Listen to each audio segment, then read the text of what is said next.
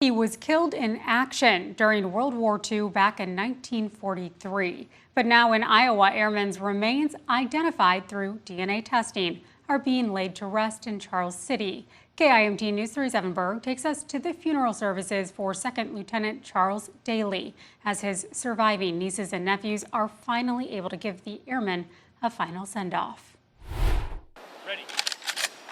Aim. Fire. Ready. As you can see behind me, dozens of Charles City residents are coming out to pay their respects to Max Daly at his funeral 80 years after he died in Romania during World War II. But I know that my mom, who was his sister, would, if she would be here, she would love that he is now at peace.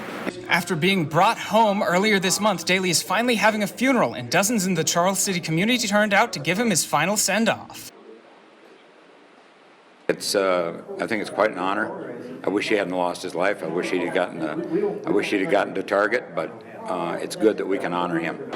Daly was just 21 years old when he was shot down during the war. He'd been buried in Europe until 2017, when his remains were among those exhumed from a cemetery there for DNA testing. A procession took him to his final burial site back home in Iowa today, and a flyover from a Tuskegee airplane also happened in his honor.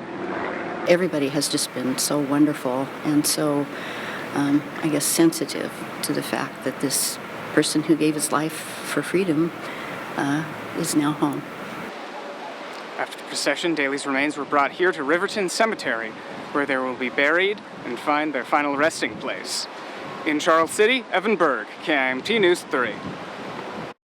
Around 80,000 American service members like Daly have died or been reported missing overseas and are still waiting to return home.